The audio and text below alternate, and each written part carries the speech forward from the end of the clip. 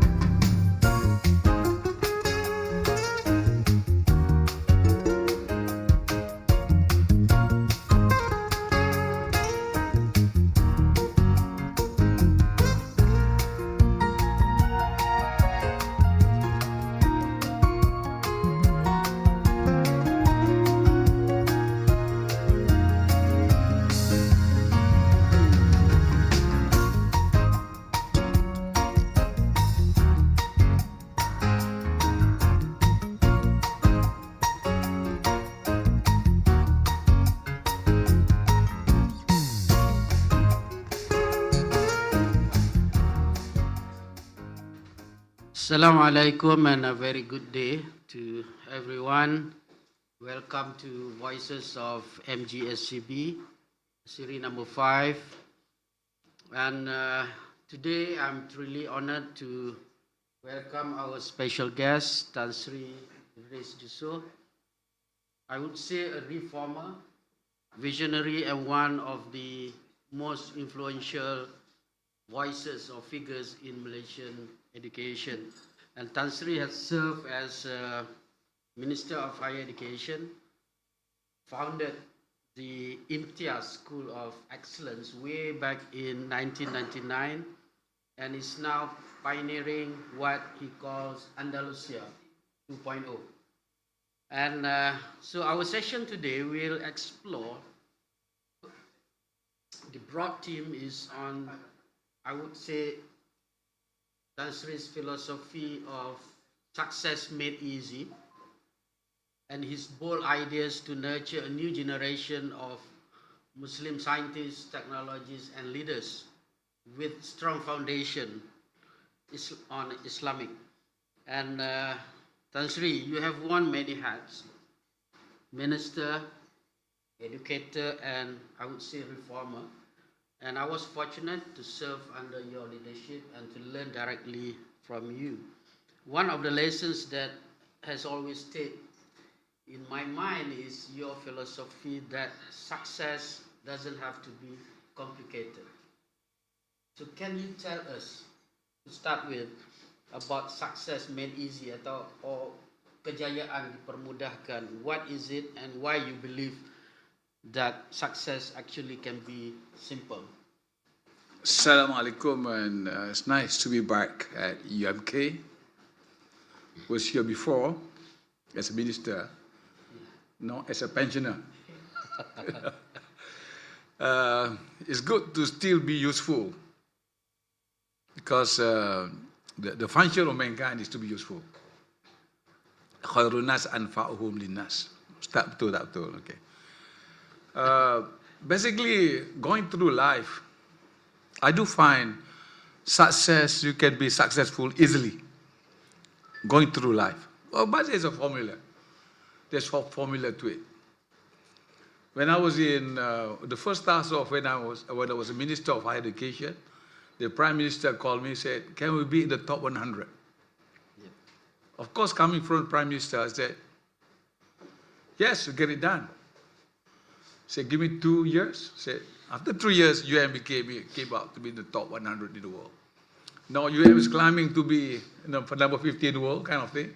Yeah. And our research university is in the top 200 in the world. Done. After that was PTPTN. The Economic Council was called us, minister, and of course the Prime Minister was there. Idris Jala was the pemandu that particular time, telling us what to do, you know. Easy job, okay. Has a podcast now, okay. Said, okay, they want to close down PTPTN because PTN, we cannot collect any money from PTPTN at that particular time, way back in 2015. Collection was 4.7 billion that particular time. And I said, there's no option for me. We need to have PTPTN because poor students need to go to universities. No option. So I said, give us time. So within 3 years, the collection of 0.7 billion rose to 3.98 billion. An increase of 3.3 billion ringgit within 3 years. Done. And the funny thing is that the CEO of PTP10 was Kelantanese, who speaks little English. Don't have to be able to speak good English. Yeah. You know, but again, it's the same with MTS. These are the stories behind it. The MTS was, nobody thought that those who memorize the Quran, who are Hafiz, can do science, biology, chemistry, physics, and math, you know. But it's done because when I wanted to do it in 1999, I said, is it possible? This is work of impossible. How could a kid, 13-year-old, memorize Quran, which is very, very, very, very, very, very, very tough, okay? And at the same time doing physics, chemistry. But it is done. Now everybody is doing it like nobody's business. Now I have a new program. I call it Talatha Tis'a, which is basically kids at 3-year-old memorizing the Quran and finish memorization of 30 Juzu al-Quran before the age of 9. It's nearly done because a few months ago I started the thing. We have students, 3-year-old, or 5-year-old, who has memorized the whole Juz 30, Juz Amar. Done. And half of the class, 3-year-old, have memorized half of the Juz 30, Juz Amar. Done. Again. So, but you must know the formula. Yeah, I'm talking about that. Yeah. Yeah. Before I ask you each of there are 6 elements in that formula of success made easy. I want to ask you one thing because, you know, Mohi introduced PPMPT during your time, I think in 2014 or 15, for 10 years plan. And then you have done so many things, like the soaring upwards mantra, I would say, that has put our universities onto the world map. And then there are a few other crazy things, I would say. Like crazy? Why crazy? I mean, the crazy achievement. Okay. Yeah, you mentioned about PTPTN, the increase of the collection, which touched almost 4 billion, and then the Rumah community, you built 222 houses at a cost of 20,000 over a period of 1 or 2 years. The 2 years, more or less. And when you became the chairman of Felda, you turned the Felda settlers from penerima into pemberi, things like that. And when you design PPMPT, what's your vision? What is in your mind at that particular time? You mean the blueprint for the for the higher education? Simple. Again, when people say about our education, say that it's low quality, no quality. Malaysian education system is basically, and then you couldn't get a job when you graduate. So that's the reason why SPM school leavers think twice about going to universities. You know why I go to universities? I graduate in debt of 20 to 30,000 from PTPTN or somewhere else, you know, and to get a job. And doing the same thing what his friend, as the Grab driver, has been doing for the last 3 years, you know. So again, it's basically it's a quality of education. We want to make sure that it is of quality education. So how do we say that we have quality education? We can say that we have quality education if you are in the rank, whether you like it or not. Yeah. I know a university who said don't go for the ranking few years back, but now it's coming back. We have to be in the rank because international students are not coming in. Yeah. Because I see you in the rank, you're not in the rank.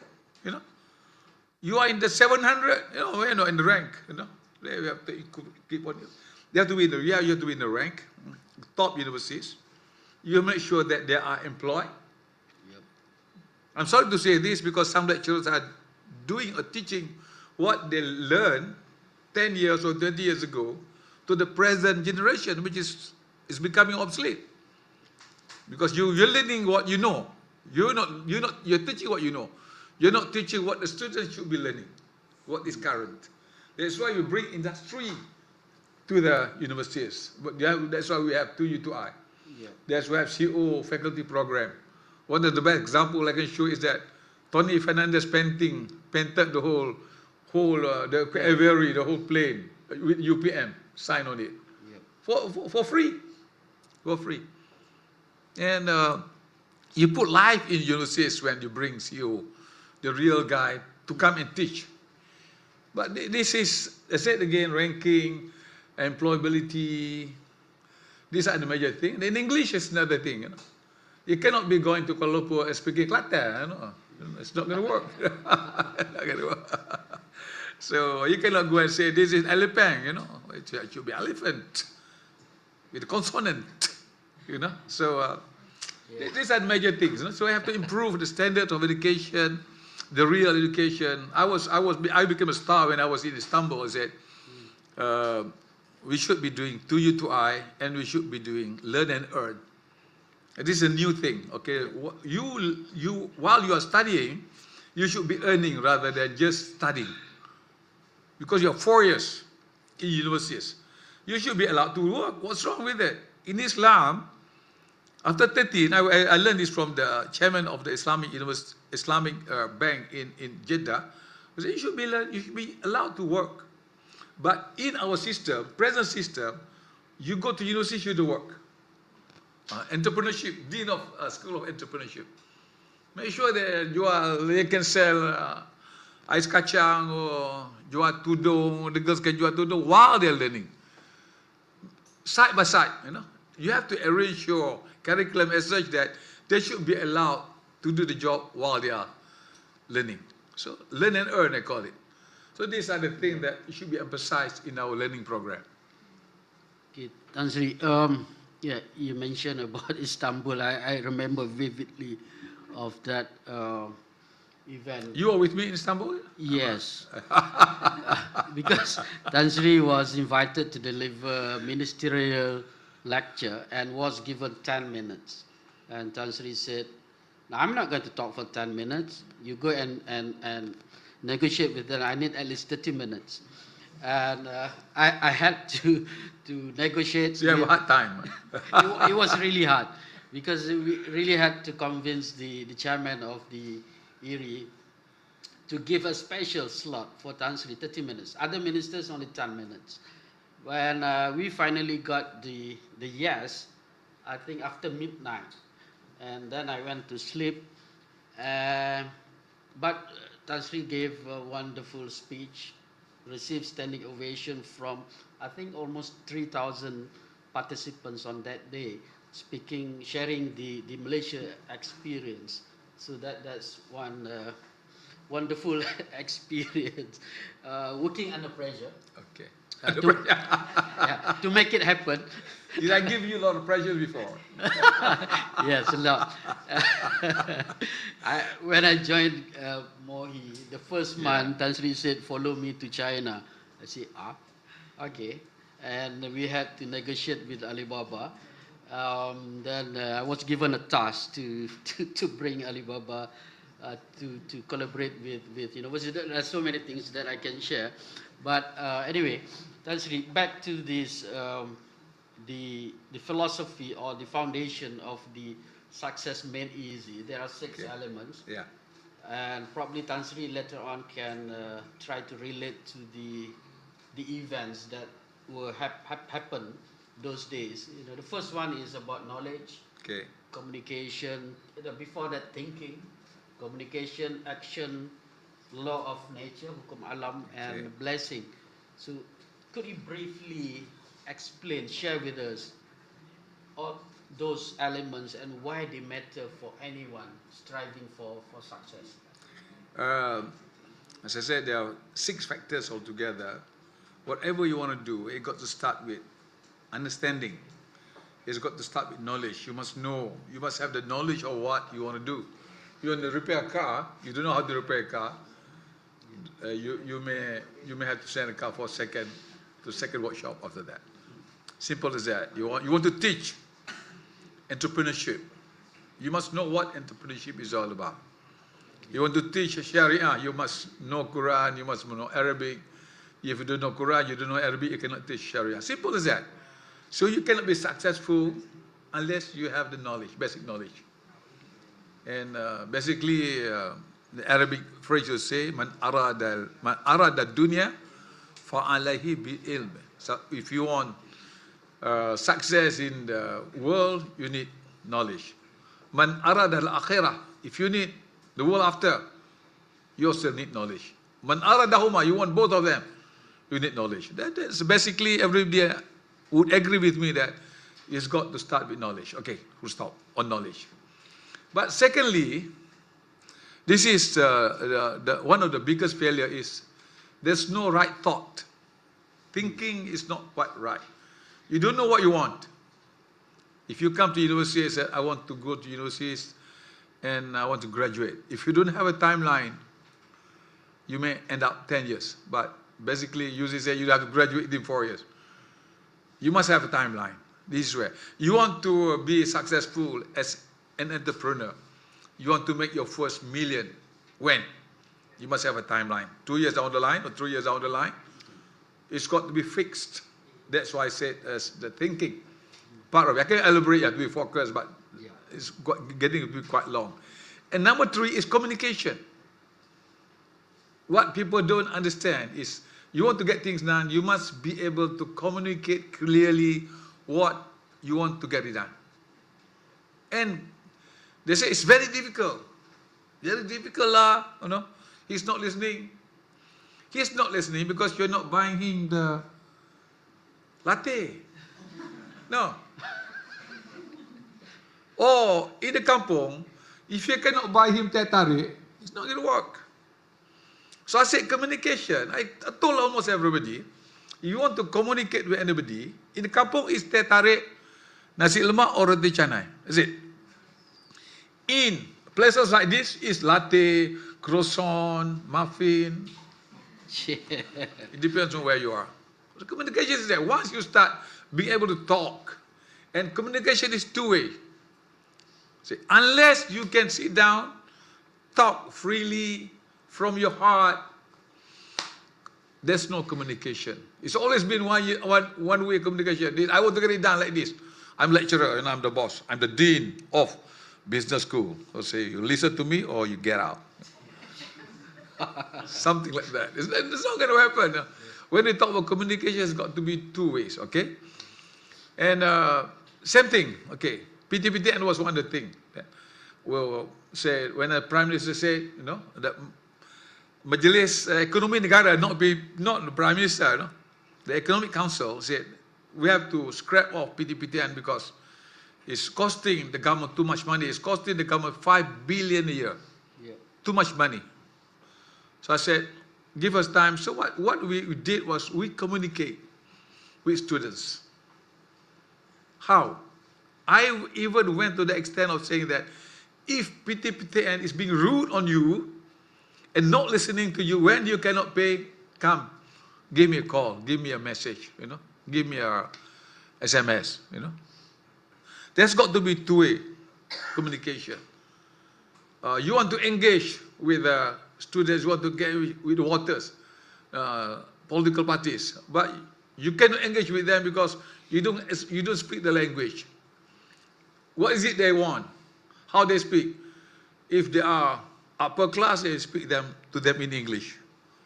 You speak to them if they are from England, you speak with British English, Queen English. Oh, this is good, you know. If you don't understand, you speak in Kelantan, you know. You speak the language, you know. Kelantanlish, you know. This is Alipang, you know. Just speak down there. Oh, very good. You speak English, very good. If the Arabic, you talk to them. Kif halak? Anta kwayis aliyam? Oh, dia kata, oh, this guy very good. When I speak Arabic, you know they speak broken Arabic, but never mind. But you must be able to communicate. You know, once you touch the heart, but it says, yes, over, I said, just over the tarik. Kelantanis teh tarik. That's why a lot of Kelantanis are diabetics high level. Without the tarik, it's not going to work, you know. And communication. Third is you have to understand. You have to do it. No? You have to do it. Some people talk, but don't do it. You talk, and you talk. After you talk, you talk. So you don't. You have. There's no bravery. You're not brave enough to do it. So this is difficult. What others are going to talk about it? You know. Just like PTPTN I said before. Okay, simple. You know the rule of borrowing money is that you must pay back. It's simple as that. If you borrow, you must pay. But at the same time, the lender must have kindness. This is Ar-Rahman Ar-Rahim. Not to make it difficult for the borrower to pay. Okay, you have to be paying 300. If you cannot pay 300, can you pay 200? Cannot, because I have 2 wives and I have many kids. Okay, you pay 100. If you cannot pay 100, okay, never mind, you pay 50. If you cannot pay 50, I cannot pay this year. Okay, never mind. You know, but you pay again when you're okay next year. So there's got to be kindness in the lender. And the borrower has a responsibility to pay. As simple as that. It's not difficult at all. It's again not talking about communication, just now talking about doing part. But because we're afraid to do it because we're afraid the youngsters may not vote for us, Habib. So nothing can happen, nothing can get done, you know. Because you are afraid. I think the key to the success of the issue related to PTPTN is communication. And I remember that other than that. But not just communication, but others. You must, action taken, you must have the knowledge saying that when you borrow, you have to pay simple. But you forget this. You borrow, you have to pay. Because students who borrow from PTPTN, we get figures from Bank Negara, Central Bank, They pay all the other debts. They pay the housing debt to the bank. They pay the car installment. They pay everything except for PTPTN. So, this is the knowledge you need to have. I think you need the right thinking. You need to have the knowledge. Again, communication is what you said. And I think the communication also, I remember that you have like monthly nasi dageh with the reporters. The press, the press. With the press. Yeah. The communication with the press, and also the KPT monthly lunch. Yeah. Yeah, and that Gloria Jeans down at the lobby where you meet with this. Okay. Yeah. So those are the three communication, and of course. The communication made easy. During my time, any vice chancellor who wanted to see me get right access, no delay. Even after 5, even after Maghrib, pray with me, or you pray outside, or everything come after Maghrib. Sometimes, if I was free at night, they can even see me after 7 o'clock, 8 o'clock, sometimes. Yeah. But not all the time, All the time is not fair to me also. So, meaning that, you just text my secretary, say that you want to see me. And most of the time, the vice chancellor get to see me the day that they are in KL, because they don't go to KL all the time. I don't know now, because some vice chancellors say KL now. No, Ada satu tadi. Yeah. If you want to see me, jog with me. Jog with me, okay. Because Sansri jog every day. No. Twice a week. Twice a week now. So you want to meet him, then join him jogging. Nanti boleh sembang lama. So next is, explain sikit pasal hukum alam dengan keberkatan. Okay, you have to understand about, I call it, this is nature. This is fitrah, actually. And it comes in various ways. This is human dynamics, you can say it. Human dynamics. Okay. You are the 5 people around you. Basically, you count yourself who are, there's not more than that. You cannot be 20 people. You cannot have 20 best friends. You would have 5. 6, 7, maybe, or some would have 4. And you are the 5 people around you. You are the 5 people around you. If the 5 people around you are kutubra, you are kutubra. Whatever you say. The kutubra, is it English? Kutubra? No. Hooligans. Okay. Hooligans. Yeah. I mean, if the 5 people around you are all very conservative, you be conservative. Don't worry about it, because the birds of the same feathers flock together. Yes. Okay. Again. And group dynamics again, this comes through reading and experience, okay? I can't remember the books anymore. I used to have meetings of weekly. You need to sit down with your close associates, okay? As a dean, probably, there's always 3 or 4 around you whom you can share and deliberate every week. These are the people who are going to shape your faculty. There's always the 5 people around you whom you meet every week. The 5, that's why you have 5 in your hand, God has made it as such, it's natural for you. 5 is a natural number. Another natural number is 7, okay? 7 layers of sky, 7 layers of the earth. So these are the natural numbers. That's why your phone numbers are 7. Because you are made, we are as fitra, you are made with that numbers. Meetings, okay, this is nice. Anything below 30 is close. Anything above 30 is a bit haywire. So you have good meeting, it's got to be less than 30. If you are very intimate, not 1-to-1 is a different thing. Intimate, less than 5. Or 6. Intimate, you can have a real, heart. 30 is not too big. But if you go beyond 30, up to 100 is already a different measure. There's companies, okay, again, this is business, okay? There are companies that just Make sure that they don't have more than 100 employees in particular section. If not, you break it up. You could put new names to it. Once a company go beyond 100 employees, you break it up to become 2 companies. So these are, it's theoretical, but it's also practical, being used by. And again, okay, you go a bit more scientific. We talk about normal curve. A normal curve, you say if you look at normal curve, the normal bell curve, if you study the significance of the 1 standard deviation and 2 standard deviation. Do you understand the standard deviation? Okay, okay. Let me draw because can I use the board and you can? Okay. This is talking about hukum alam. Okay, fitrah. Well, we talk about nature. We talk about nature. Okay.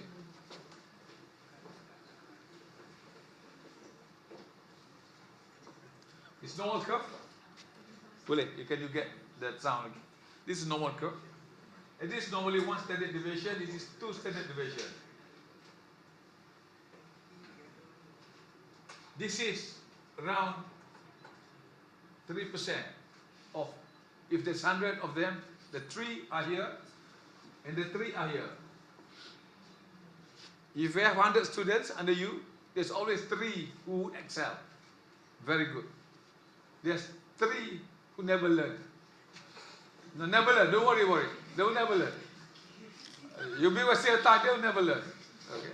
Don't worry about it. This is, if you want the organization to really go through 100, again, here, professors. How many professors do you have in UMK? Professors. 15.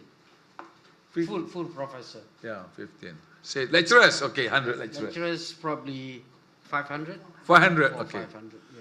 500 lecturers, 3%. 3 times 5, 15. Good lecturers. Really good. Excel. Excellent beyond 2 standard deviation. 15. Really excellent. 15 useless. You have to understand, you know. If you want to promote, this is what you have to do. You have to promote. You promote the top 3%. You know, it's going to be fine. You just start to promote the useless one to become then you are heading for disaster. Simple, but to do it as simple. You do psychometry. You do all sorts of tools that you have to choose and to get it done to that level. So I say it's easy, you know. But if you choose the wrong one, nothing is going to go right. And the last one is keberkatan. Okay, again, very, very touching. There's a book that Azizi gave me, written by Ahmad Faris. Yeah. Baraka Effect. Beautiful book. Must read book. Buy it. Read it, you know. Yeah. Very good book. More is less. More is less, less is more. More is less. Yeah. You have less, but you feel you have enough. You don't have to drive a Ferrari to feel comfortable. You are Proton, Honda WRV, good enough. You have Honda WR or Proton S70, it's just as good as Ferrari. It comes from the heart, the feeling, you know. Yeah. Shouldn't have to be Ferrari. So, more, less is more. Less is more, right? Less is more. So yeah, huh?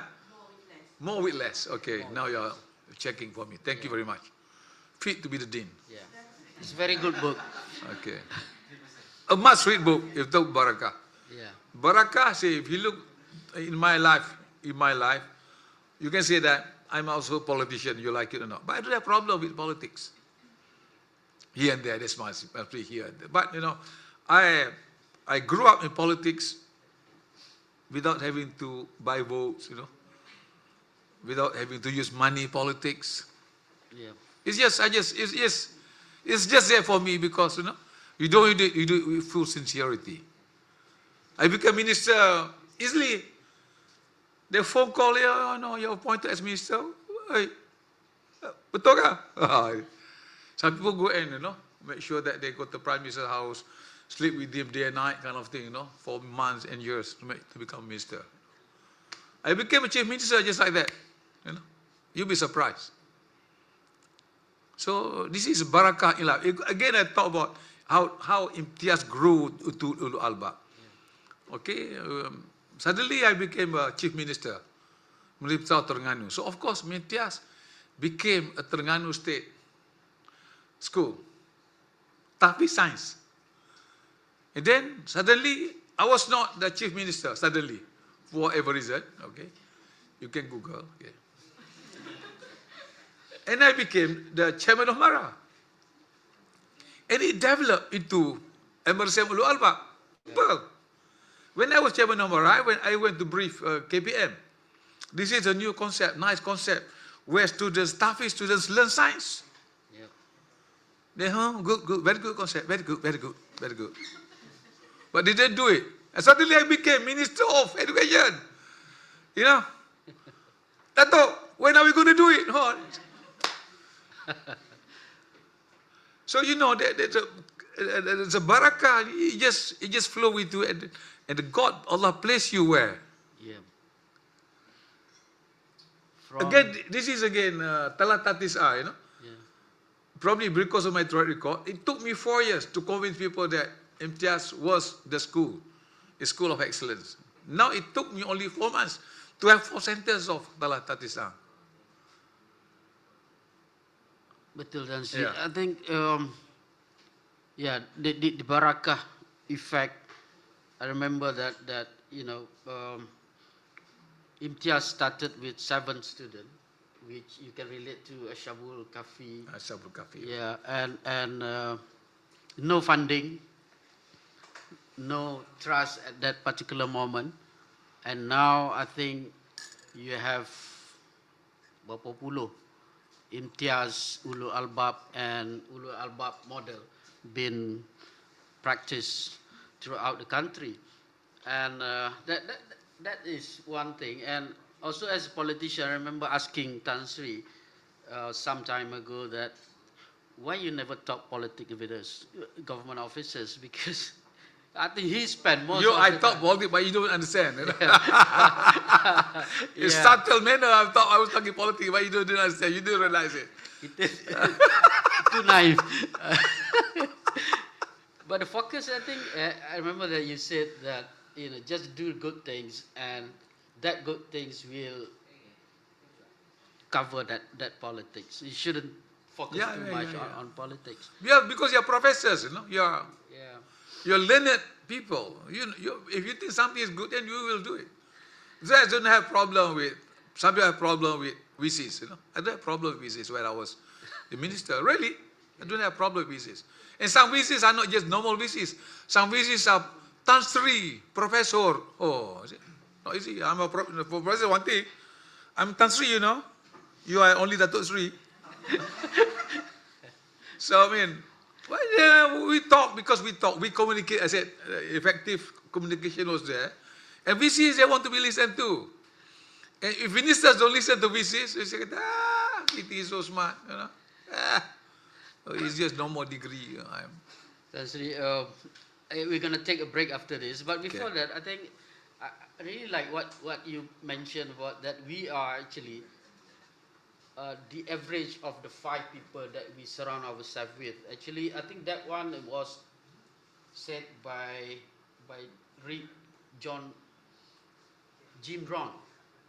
It's the 5 or 7 that we are just the average of that. I remember the peanut table that you have at the ministry at that time. Whenever you call us to sit down to really discuss, deep dive on certain issues. And one thing that we didn't like at that time was you always call us during lunchtime, and so we had to miss our lunch.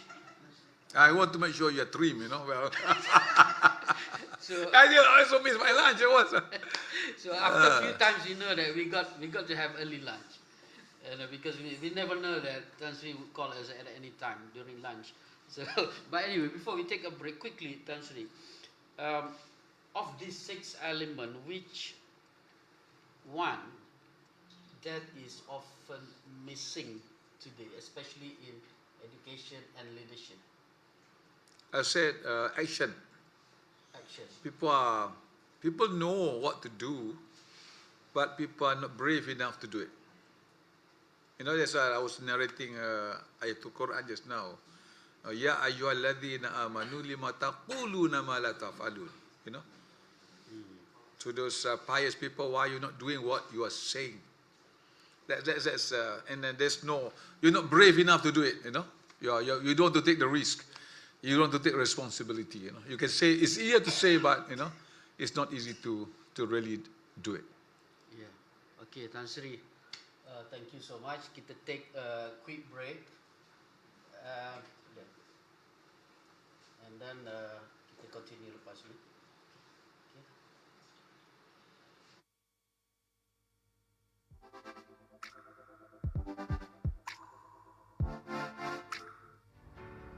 Hai, Assalamualaikum warahmatullahi wabarakatuh. Saya Wan Nofana Lana binti Wan Muhammad Salim, merupakan pelajar Fakulti Keusahawanan dan Perniagaan tahun ketiga. Apa yang menarik tentang fakulti kami adalah kami diterapkan dengan elemen-elemen keusahawanan seperti menyertai program-program bersama tokoh-tokoh usahawan yang berjaya. Dan jika anda ingin tahu, apa yang menarik adalah UMK menyediakan pendaftaran syarikat siswa kepada pelajar yang ingin memulakan perniagaan.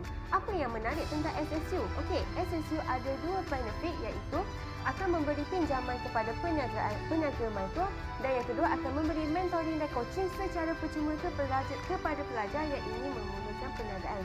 Jadi, jika anda minat, jom sertai FKP.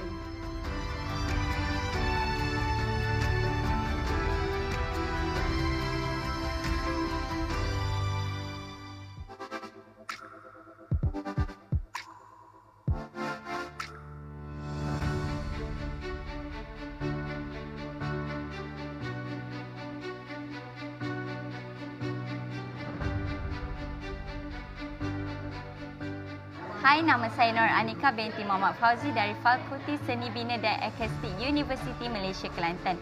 Perkara menarik yang ada dekat FS ini, kita boleh tengok lecturer kita sangat-sangatlah sporting dan sedia untuk membantu para pelajar.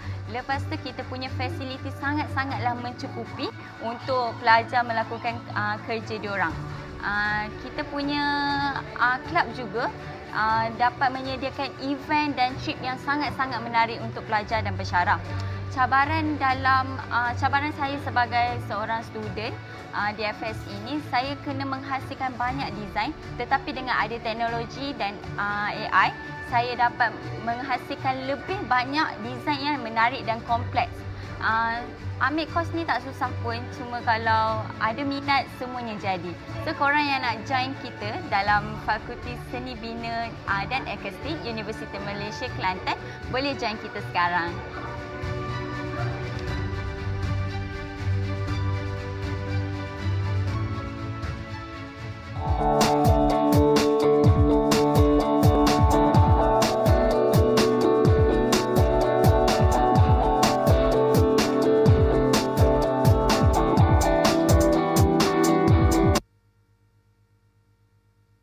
So we can have that bila dah rancak. So kalau tak rancak memang tak boleh buat submit lagi lah. So that's my dream actually.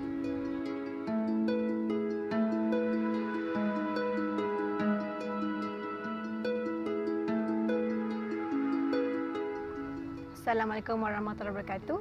Hai, saya Dr. Hana Yasmin Hafiz, pengarah Ignite Venture Lab UMK. Ignite Venture Lab ditubuhkan pada 2021 untuk menyokong visi dan misi negara, which is sejajar dengan Dasar Keuangan Negara 2030, iaitu menjadikan syarikat pemula pelajar berteraskan inovasi dan digital.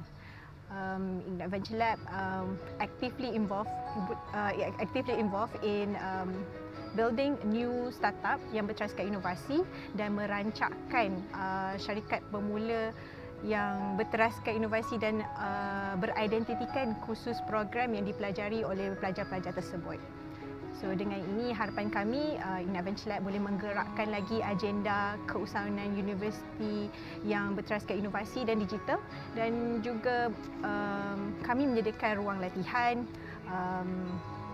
latihan komprehensif serta training yang bersifat program oriented untuk menyokong pelajar-pelajar serta menjadi catalyst untuk pelajar mencuba dalam industri syarikat pemula supaya mereka can monetize their knowledge dalam keusahawan yang bersifat barulah di sini. Dan juga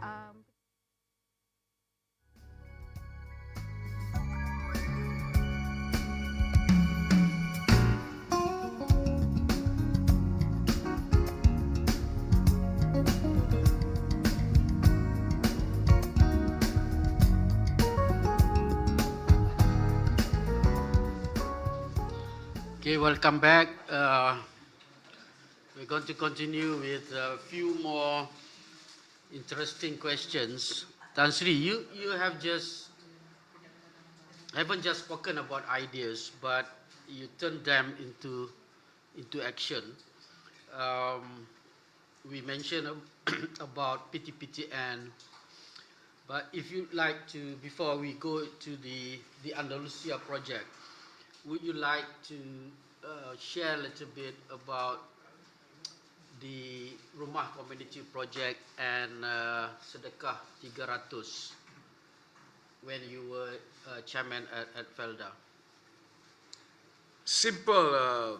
When I was a state assemblyman or member of parliament, you can see poor people with no houses or dilapidated houses, and you ask for houses to be built by the government, and the government takes sometimes 2 years to build a house.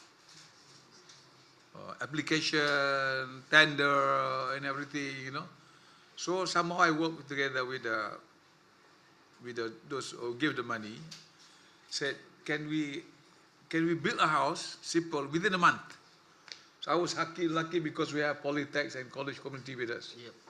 So we managed to build a house, 20,000 In a month? in a month, measure of 20 by 30 feet.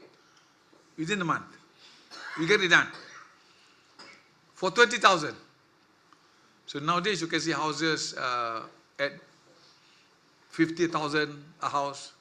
You never heard of 20,000 house built within a month. It's done. I've built 220. Two. But again, because there's love in it. Okay, the contractor who build houses did it sincerely for the poor. They understand. They know the families are poor, and they do it out of sincerity. And they say they don't make no money out of it. Yeah. But again, the keberkatan comes in, whereby you don't make the money out of this project, but you make money from other projects. Okay.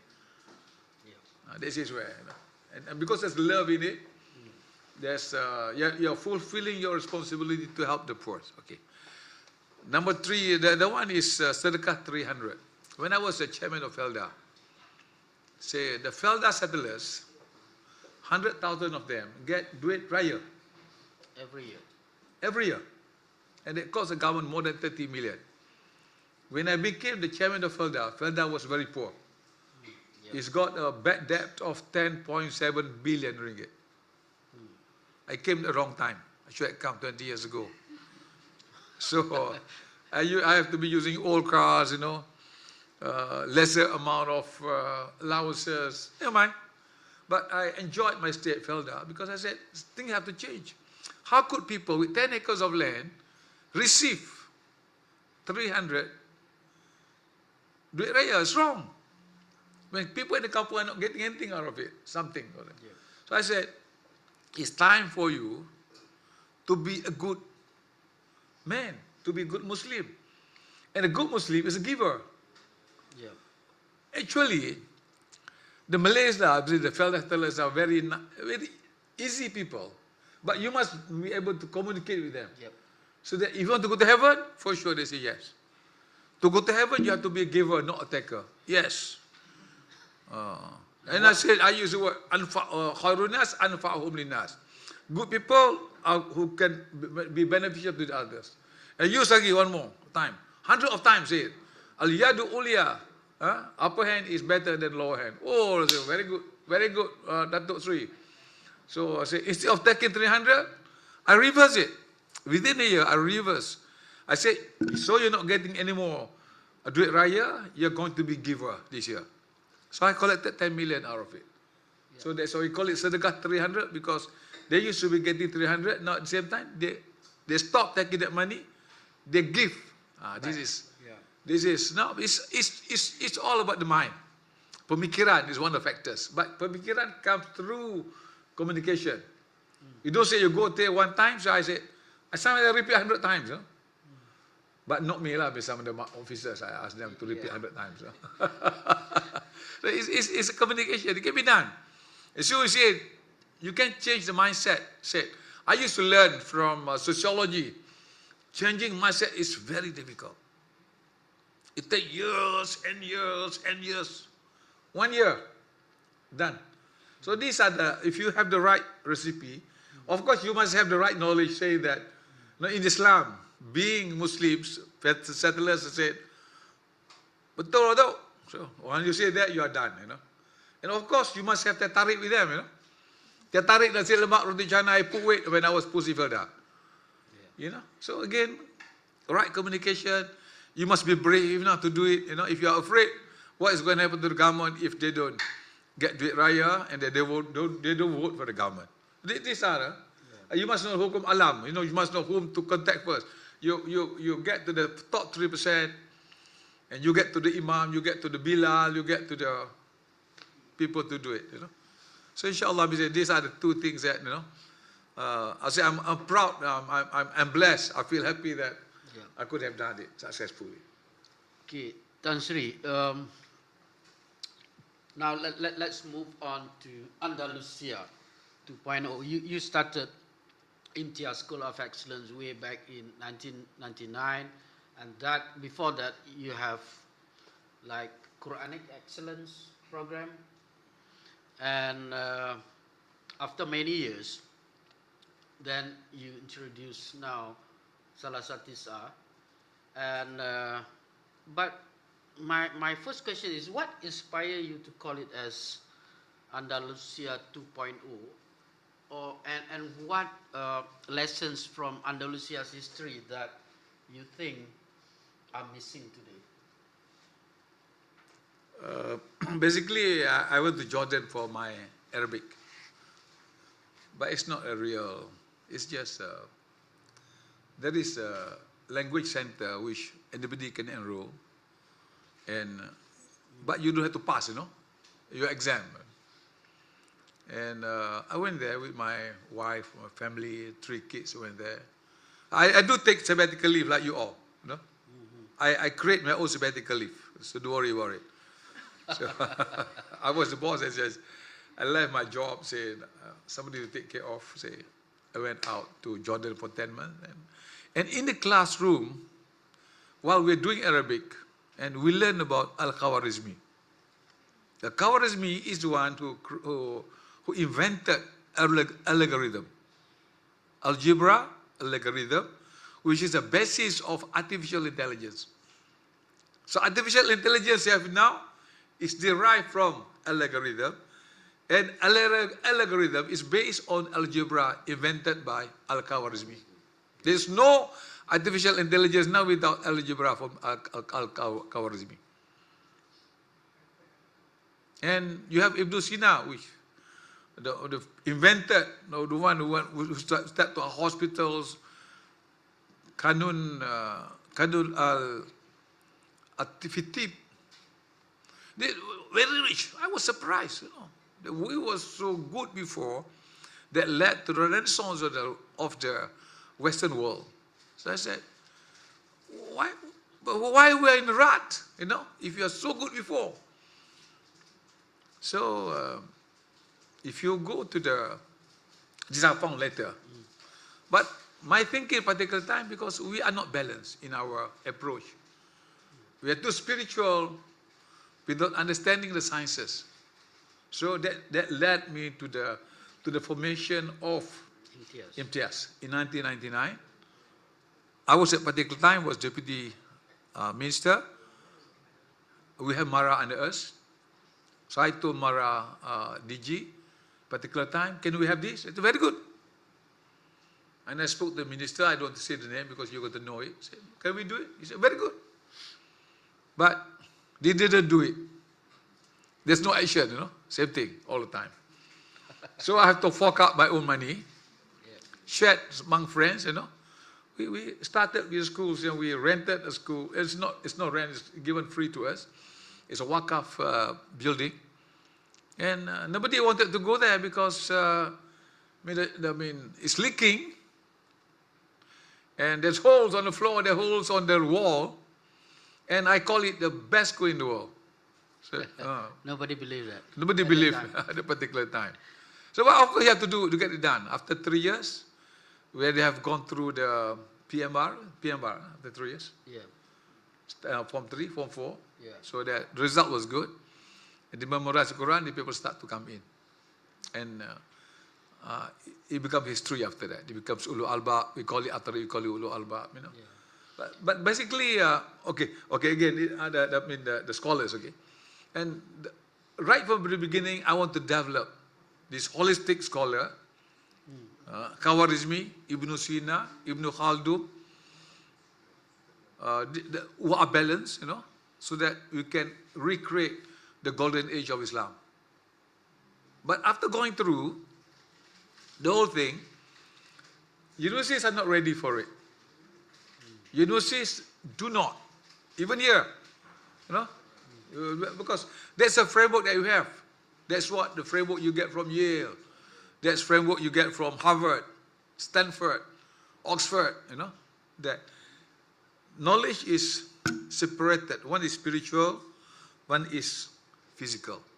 So you can be reading Quran, hafaz the Quran, and at the same time, you do not integrate. There's no integration of knowledge. If you look at the Mecca Conference 1977, you can Google this.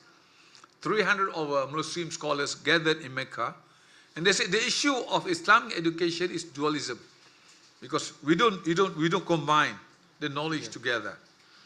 So that's why we just do that. So we need to integrate. That's the reason the government come up with URA and NUSIM. But they also have not integrated enough so far. Okay? Again, that's why we're doing the process of integration now. UNISA is brave enough to come up with Pusat Asasi Science Ulul Albab when they start to integrate. So in the curriculum, in the subject that you study, there is the sciences in it. You talk about autonomy, is it anatomy, and there is Ayatul Quran in it. There is hadith in it. There is adab and akhlaq in it, in that particular subject. Okay, but when I look at it, it's not enough. I found out that this Khawarizmi, this Ibn Sina, they memorize the Quran at the age of 7 and 8. That leads to the journey of coming up with the so-called Talatha Tis'a. Talatha 3, Tis'a 9. From 3 to 9, so you fully memorize the Quran before the age of 9. That's the whole story. Tan Sri, Imtiaz and Ulul Albab has produced thousands of professionals, we would say scientists, technologists. So we have reached that level. And during our coffee before the session, you mentioned that what we need is the Muslim inventors. Yeah. I think that's the next challenge.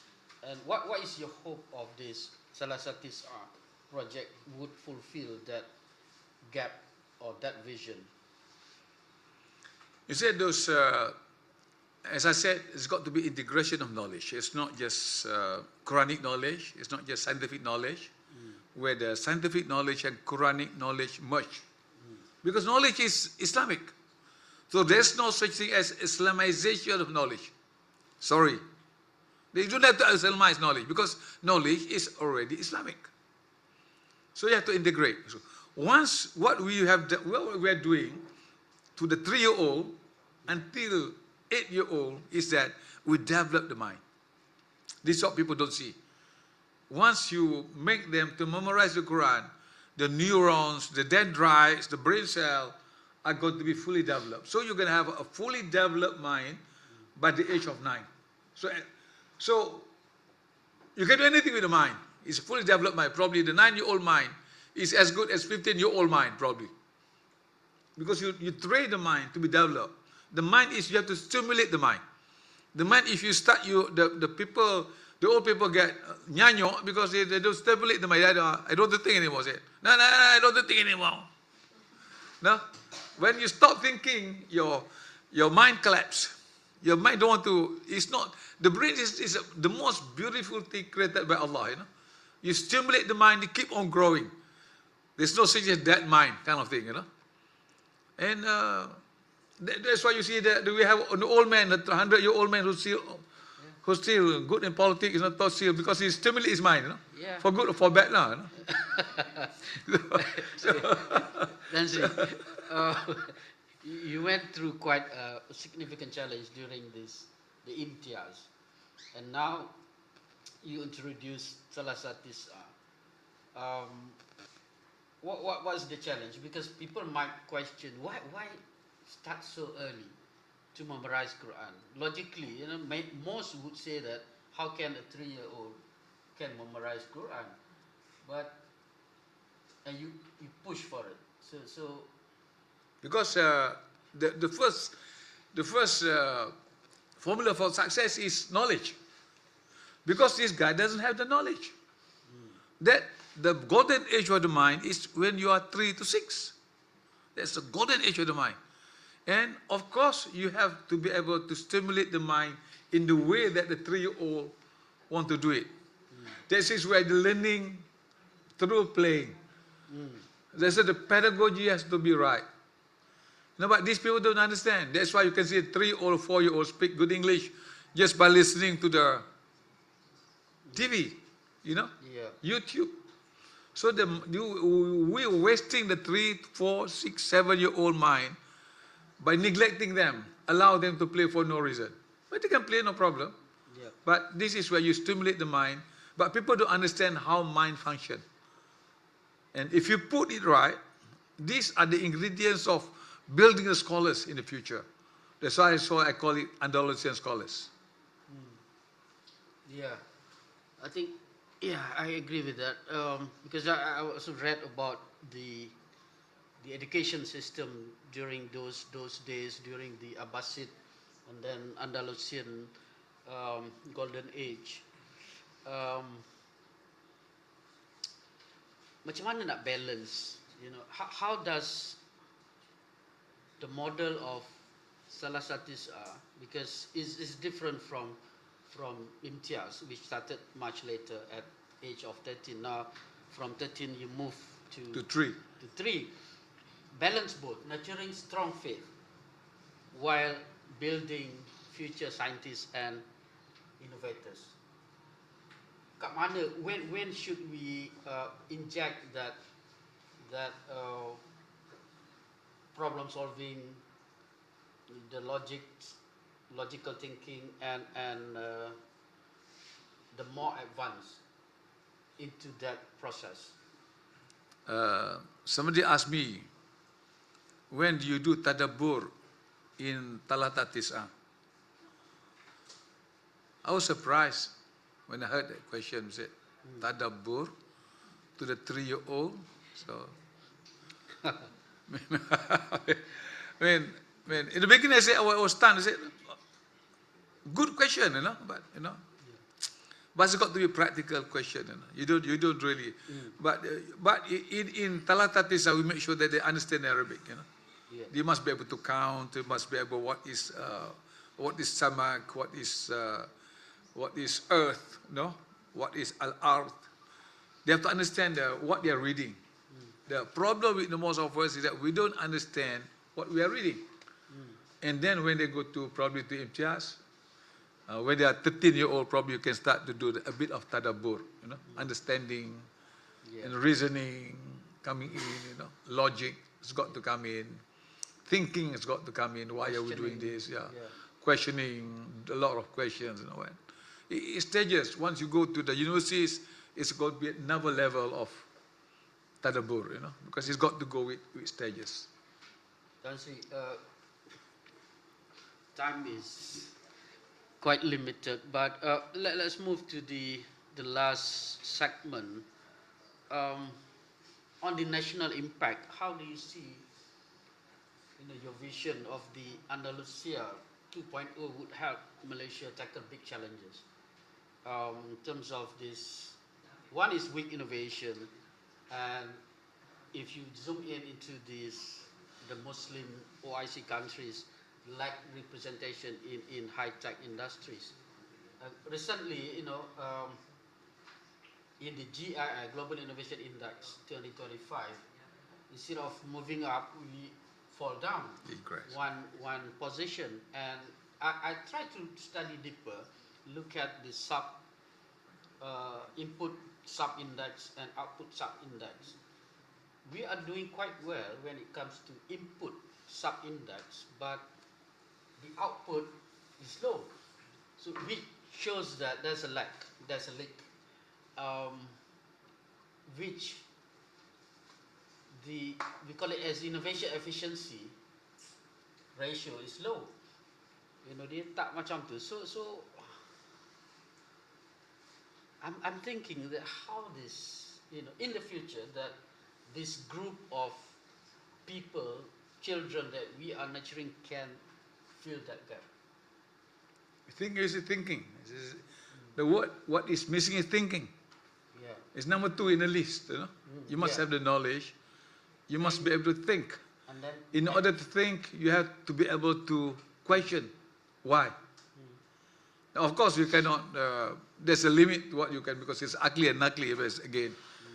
It's a thinking that is not driven by the Western thinking framework. It's got to be a Muslim thinking framework. Again, we have to. The things that we not follow everything that they do. Now, what's happening in the West now? What's happening in Gaza now is just crazy. It's just crazy. So thinking is very important. So what is missing is thinking, and it's got to be a Muslim thinking framework rather than just Western thinking framework, which is a balance between akli and nakli, life and death, and that should be the basis of thinking. But we should be allowed them to think. But thinking cannot be missing in the whole spectrum. And the push to act, the courage. Yeah, again the 6 factors. Yeah. You must have the knowledge. You must be able to think. You must be able to communicate well to get things done. Yeah.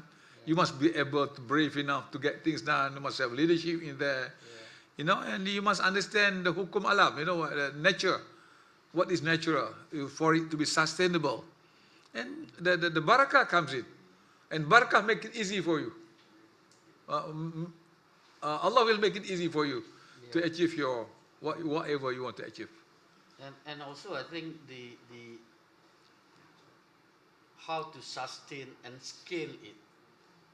That's what missing from this the GII innovation. I have not answered your question. How would it lead you? Yeah. Okay, I have a time period of 100 years. Sorry, this is again my formulation. I started IMTIAZ 1999. I said we'll reach our golden age within 100 years. That would include 4 generations. It can be done. Because people say that before, you cannot be scientific and Hafiz at the same time. No, it's done. No, it's done. Now we're moving to the phase. I put the phase as 25 years. We have gone through the phase of IMTIAZ. Now we produce thousands of IMTIAZ, Hafiz, professional every year. Now we go to the phase, second phase of Talata Tisa. And then we're going to the phase of adolescent scholar, that's 35 years when we reach. Because these other people, we're moving from the call it, this is again in Bahasa, okay? Tahfiz pengajar in the first phase. You learn, you recite Quran, you memorize, and you teach. Tahfiz pengajar. Second phase, IMTIAZ phase, is Tahfiz professional. You become doctors, you become engineers, you become whatever it is, pilot, but you're Tahfiz. Okay. That's the second phase. Now we are moving to the third phase of Tahfiz pencipta. Indonesia said 3P. 3P. Oh, in Trip. We have some Indonesian people coming recently. So basically, it's tahfiz pengajar. The first tahfiz. Second phase is tahfiz professional, which people are so proud about to talk about. But it's not going to get anywhere because you're still a user, a pengguna. You're not a creator. And the third phase is tahfiz pencipta, where you're going to create. We are going to create the world. Yeah. That's the 4 phases. We have gone through the first phase. We still have another 74 years to get to the golden age by the year 2099. Inshallah, get it done. Okay, Tan Sri, after decades of leadership, you are not a minister anymore. What keeps you motivated to keep pushing for education reform? Still, energetically, keep pushing for that. Because number one success factor is still knowledge. Yeah. Number one success factor. That's why the first ayah is Iqra. But people don't understand Iqra because they don't do it with full heart. Iqra is just Iqra. Okay. That's why the first, if you study Arabic grammar, Iqra is fi'il amar. It's an instruction to do it. It's not just yakra. You can say yakra. So you read. You read anything you read.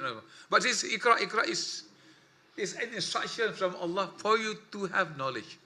So that is the basis. If you want to create a civilization, it's got to start with knowledge. So you cannot go wrong by doing that.